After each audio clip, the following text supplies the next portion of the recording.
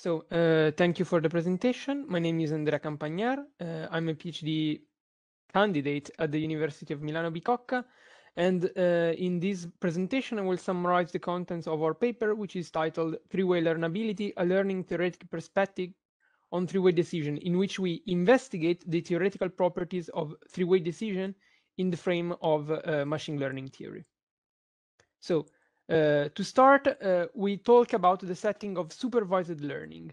Here we have a training set, which is composed of pairs of instances where we have the features of the instances denoted as X and the target of the instances, which is denoted here as Y. You can see a very simple example in the bottom image, where you have a learning algorithm that has to learn to discriminate apples versus non-apples.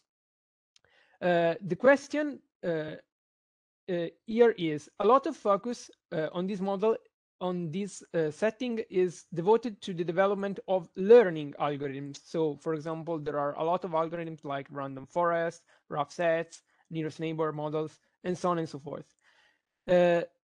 A lot of less attention is instead paid to the part of validation of these models, which is, however, very much important.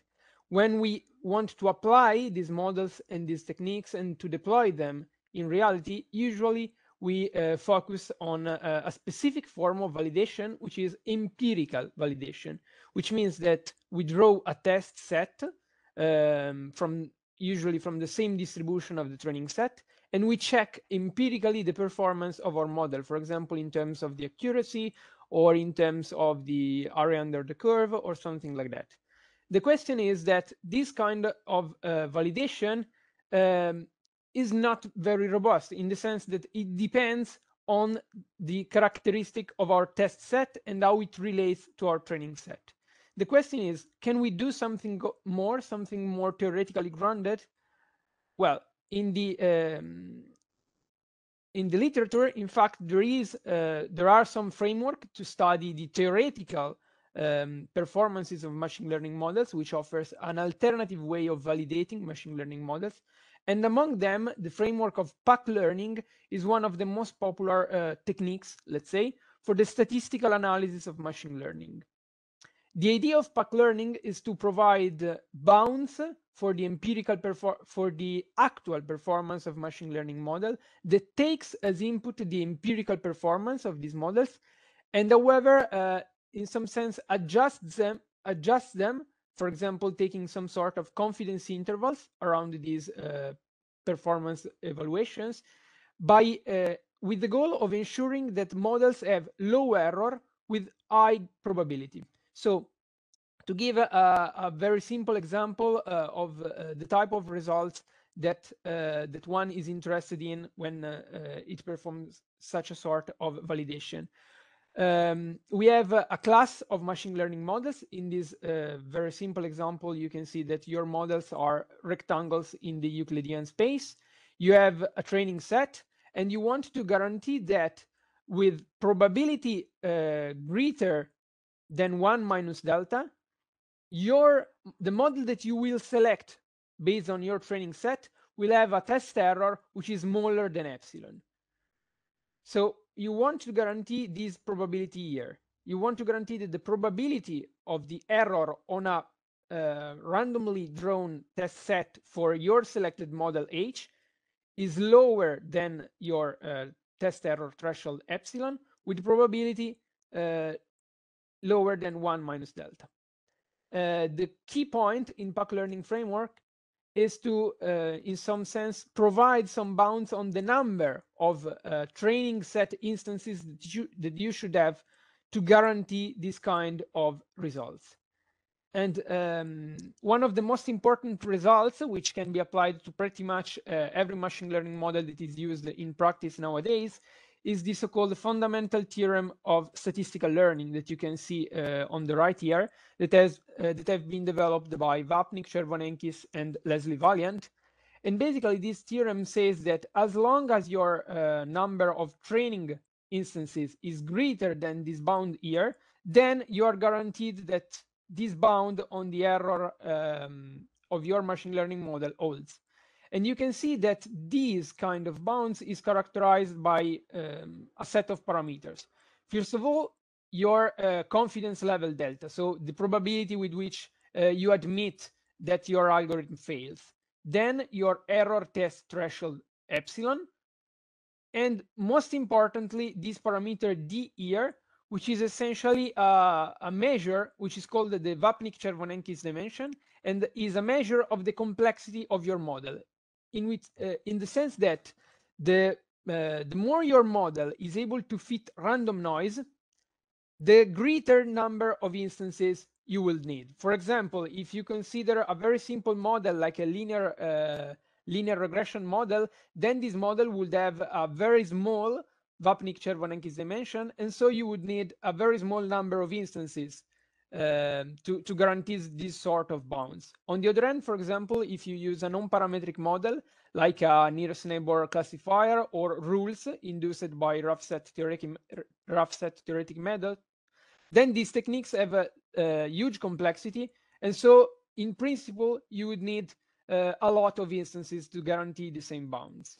A nice thing of these bounds is that not only they give you a bound in terms of the number of instances that should be needed to guarantee some bound on errors, but you can obviously invert them by, for example, switching the role of the epsilon and the m to find a confidence interval on the performance of your machine learning model. The key limitation of this kind of technique is that they apply only to classifiers that always provide a prediction. However, not all machine learning models are of this type. For example, when we think of three-way decision, which can be used, for example, based on rough set theoretic, when you talk about the generalized decision for a decision table, then these sort of classifiers do not always provide a precise classification, but instead can sometimes abstain on the instances on which they are more uncertain about. And so the question here, how can we generalize these results to the setting of three-way decision? So to give a brief recall of what three-way decision is and how can we model it in machine learning.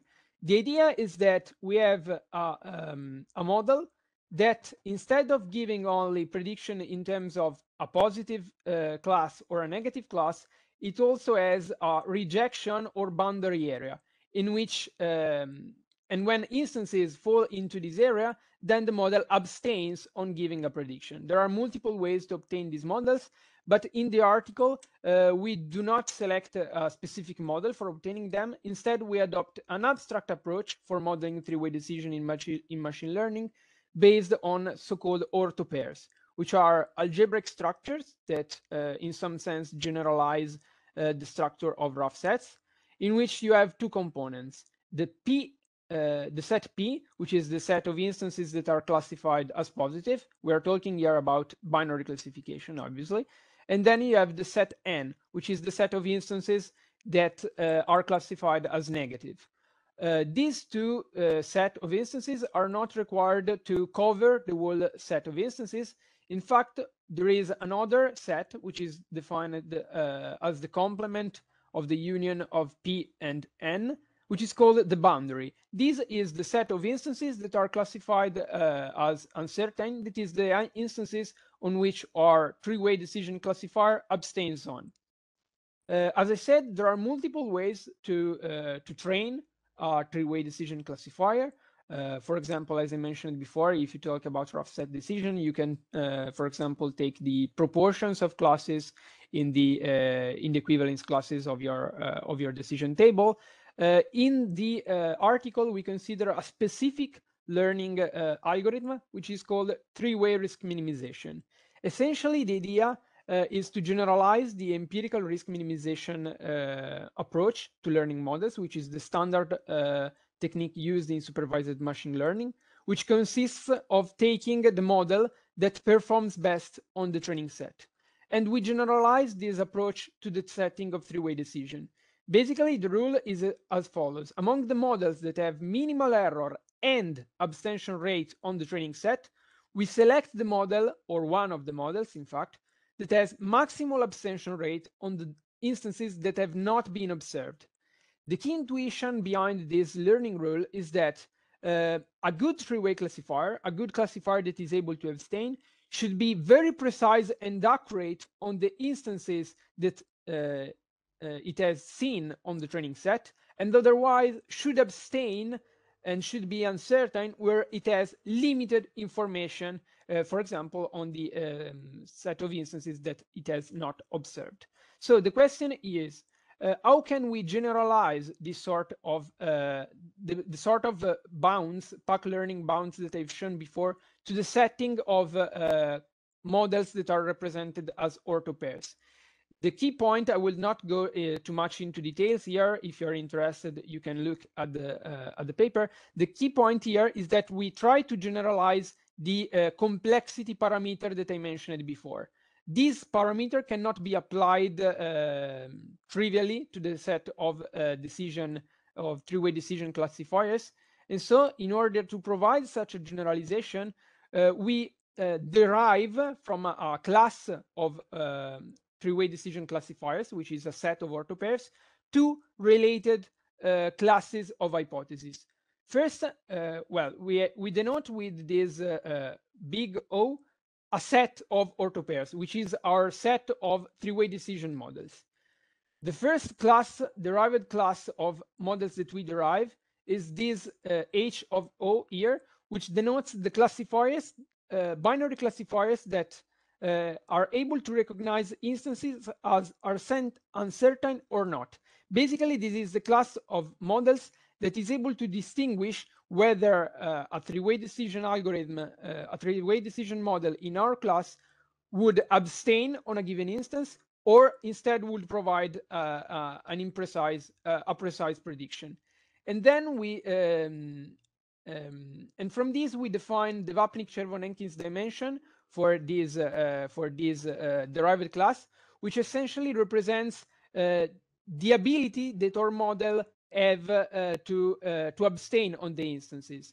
Ideally, we would want this derived class here to be as small as possible, while guaranteeing that we are able to abstain on the instances that are very uncertain.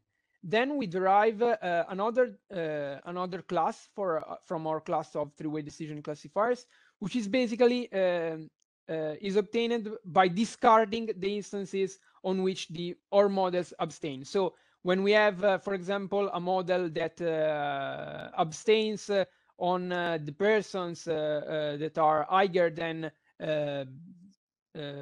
170 meters, we only consider the models as defined on the persons that have a height which is lower than the threshold that I mentioned. And we also define the Vapnik-Chervonenkins dimension for this other derived class of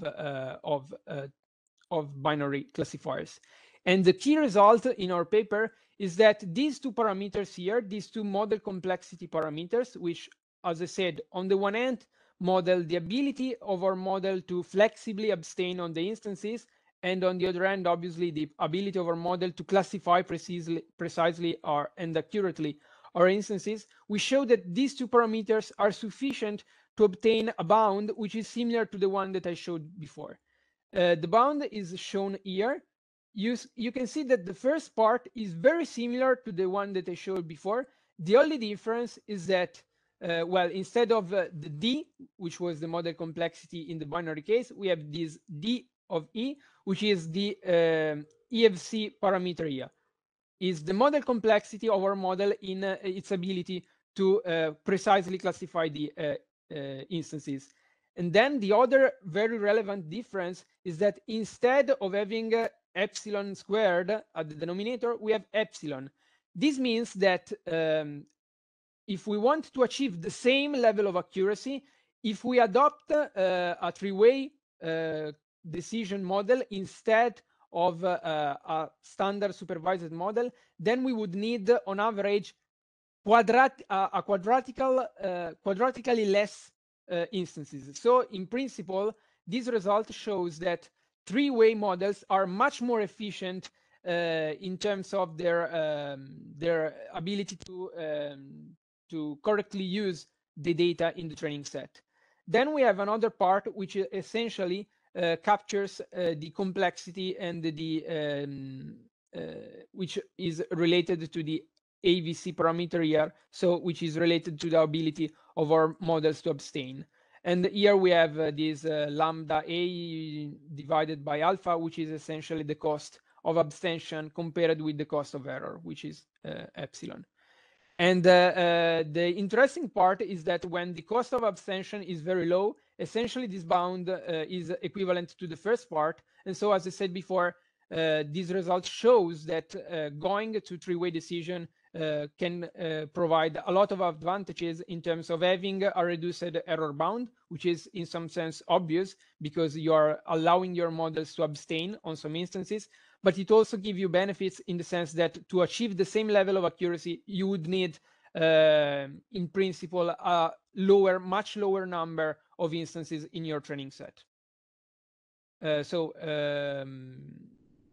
I will go to the conclusion now if you are, because the argument behind the theorem are a bit technical. If you're interested in it, you can look at them in the paper. So basically, our goal was to generalize the PAC learning framework, which is the most popular framework to evaluate machine learning model from a statistical perspective to the setting of three-way decision.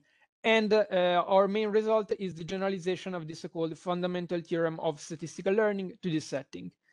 And interestingly, as I said, our results shows that three-way decision leads to a quadratic improvement with respect to standard supervised learning in terms of the number of instances that are required to achieve a desired level of accuracy. In the paper, we also discussed the fact that our results generalize previous results on abstaining classifiers. There is some literature concerned with selective prediction, and in the paper, we essentially show that results in that literature can be obtained as a special result of the main result that we prove in this theorem. And a final point that unfortunately we did not have enough space to discuss about in the paper is that these results, other than for theoretical interest, can be very interesting also for the application of algorithms based on three-way decision. For example, in rough sets.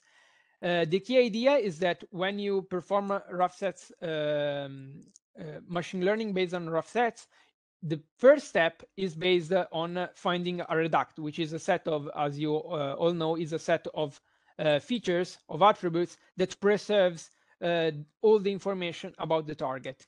The results that we prove here show that in principle, you can have a way to select among reducts based on their size, based on the bounds that we have, because essentially in the rough set theoretic model, we can show that the model complexity parameters that I discussed before for our results are directly related to the size of the reducts. So our results in principle can be applied to perform a feature selection based on rough sets. In terms of future work, our proofs, as I briefly described, depend on a specific model complexity parameter, which is called the Vapnik-Chervonenkis dimension. These kind of results are useful in the sense that they provide a combinatorial characterization of machine learning model that do not depend on any kind of parameters or prior knowledge. The problem is that in some cases, the bounds that you obtain can be vacuous in the sense that for example, the number of instances that are required to achieve a desired level of accuracy could be very big. So one of the problems that we would be interested in is to extend our results to other finer characterization of learning, for example, rather macro complexities or PAC bias framework. In particular, this latter point, so PAC bias, which is essentially a way to represent prior information about the, let's say, desirability of different models in terms of probability distribution. An interesting fact is that if you apply this kind of framework to the three-way decision paradigm, you obtain essentially a a setting that reminds of evidence theory, because since every three-way decision classifier, every orthopair can be understood as a set of precise classifiers, then instead a probability distribution over orthopairs, over three-way decision classifiers, can be interpreted as mass functions over models. And in fact, the study and the extension of PAC learning to the evidence theory has been an interesting problem in that literature, and we would be interested in exploring it.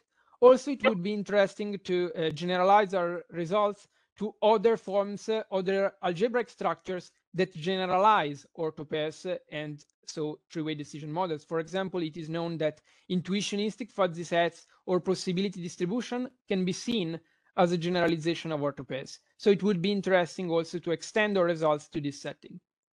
So that's it. This concludes my presentation. Thank you for your attention. Thank you very much, Andrea, for the presentation. Now time for questions. Please raise your hand. Okay, please ask the question. Okay, thank you very much, Andrea and David, for the nice works. I would like to ask the question about the concept of learnability from 3D three-way decision. Can you? Is it possible to extend this this concept? And what about the fundamental theorem in learning theory that the learnability is equivalent to the finite value of definite dimensions? Okay, so I would, if I understood your question correctly, the answer is that in some sense learnability is a representation, let's say, in a statistical language of the fact that your model, when is trained and you observe some training, some error on the training set, you can use that error on the training set to give a reliable bound on the actual performance of your model on test data.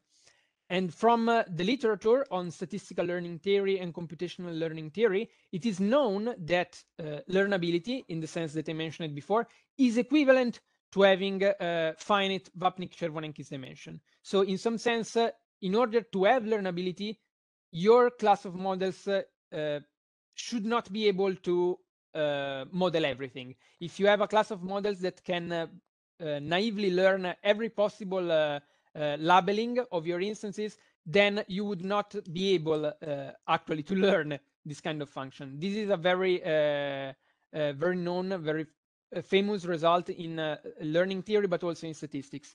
And in the paper, we show that this kind of characterization can be extended to the setting of three-way decision. And basically, instead of only not only considering, in order to do so, we generalize the notion of Vapnik-Chervonenkis dimension to the setting of three-way decision. So basically, we provide two parameters that, in some sense, encode the fact that, one, your model is not able to learn every possible precise labeling. Second, your class of models is not able to abstain at will. If your model is able to abstain at will, then you will not be able to learn anything. And this is very, in some sense, quite obvious, because, for example, if among your models there is the model that always abstain on every possible instance, and if your cost of abstention is very low, then you would always prefer that model. But that model doesn't give you anything in some sense. So I hope this answers your question. Okay, so I will study your paper again, but in my opinion, because I saw that you assume that the model or the problem is binary, but our algorithm is a three-way decision. But can you extend your works with situation that also the correct the hidden modem is also three-way, and we also are using the three-way modem. 20 minut opóźnienia. Dobrze.